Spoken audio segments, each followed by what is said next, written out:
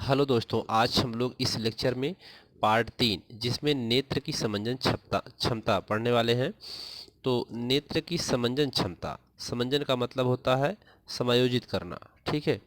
तो अब नेत्र की समंजन क्षमता क्या है? वह क्षमता जिसके द्वारा नेत्र लेंस अपनी फोकस दूरी को परिवर्तित कर लेता है, यानी नेत्र अपनी फोकस दूरी को कम या ज़्यादा कर लेता है, वही समंजन क्षमता होती है, उसे नेत्र की समंजन क्षमता कहते हैं। ठीक है।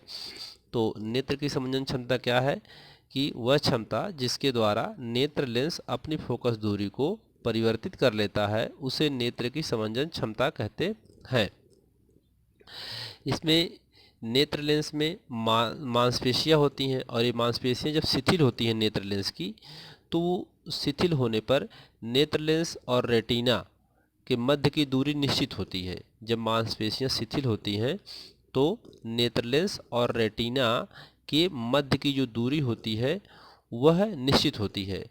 और अनंत जब वस्तु अनंत होती है तो अनंत पर स्थित वस्तु का प्रतिबिंब रेटिना पर स्पष्ट रूप से बन जाता है, और उस आसानी से उस पर फोकस करता है।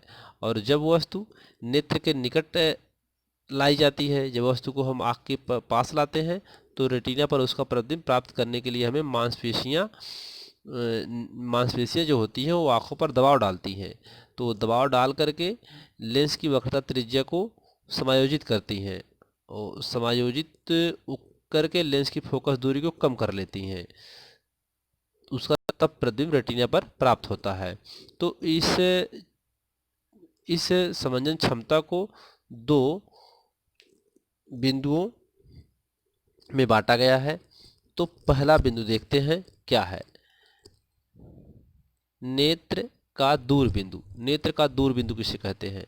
नेत्र से अधिकतम दूरी पर स्थित वह बिंदु जिस पर रखी वस्तु को नेत्र पर बिना दबाव डाले देखा जा सकता है, ऐसे बिंदु को दूर बिंदु कहते हैं।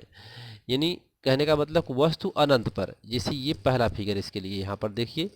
अब ये क्या है? वस्तु यहाँ पर दूर बिंदु है, दूर से वह किरणें आ रही हैं इस रेटिना पर। ठीक है।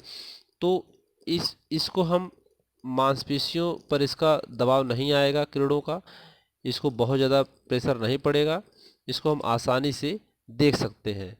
तो ये इसमें कहा जाता है कि इसमें कि नेत्र से अधिकतम दूरी पर, अब ये नेत्र है, यहाँ से अधिकतम दूरी पर स्थित वह बिंदु जिस पर रखी वस्तु को नेत्र पर बिना दबाव डाले, अब यहाँ पर वस्तु है, इस पर आने वाली किरणें इस पर बिना दबाव डाले उसको हम आसानी से देख सकते हैं, ऐसे बिंदु को नेत्र का दूर बिंदु कहते हैं। ठीक है। अब यहाँ पर स्वस्थ नेत्र के लिए यह बिंदु अनंत पर होती है, यानी दूर बिंदु क्या होती है? स्वस्थ मनुष्य के लिए यह बिंदु अनंत पर होती है, और इस दूरी को अस्पष्ट दृष्टि की अधिकतम दूरी कहते हैं। इसका दूसरा नाम क्या है? अस्पष्ट दृष्टि की न्यूनतम अधिकतम दूरी। इस दूरी को अस्पष्ट दृष्टि की अधिकतम दूरी भी कहते हैं इसे। अब अगला है निकट बिंदु, यानी नेत्र का निकट बिंदु क्या होता है? नेत्र के निकटतम दूरी पर स्थित वह बिंदु जिस पर रखी वस्तु को नेत्र बिना दबाव डाले देखा जा सकता है, ऐसे बिंदु को निकट बिंदु कहते हैं। यानी निकट तो हो, लेकिन इतना निकट ना हो कि उस पर मांसपेशियों पर प्रेशर आ जाए, बहुत पास लाने पर।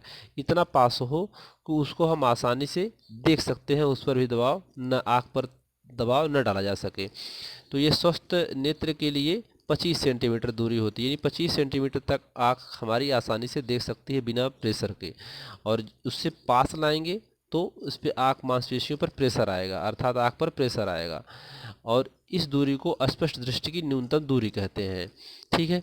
तो यहाँ पर इसका फिगर है कि अगर ये निकट बिंदु है, यानी यहाँ पर वस्तु है, आँख से 25 सेंटीमीटर की दूरी पर है, तो यह प्रतिबिंब रेटिना पर बन जाएगा आसानी से, और ये आँख पर प्रेशर नहीं आएगा। ठीक है। इसके बाद अगला है दृष्टि विस्तार। दृष्टि विस्तार, निकट बिंदु और दूर बिंदु के बीच की दूरी को दृष्टि विस्तार कहते हैं। निकट बिंदु और दूर बिंदु की जो बीच की दूरी होती है, उनके बीच की दूरी को ही क्या कहते हैं? दृष्टि विस्तार कहते हैं, या दृष्टि परास भी इसे कहा जाता है। ठीक है। तो इस लेक्चर में इतना ही।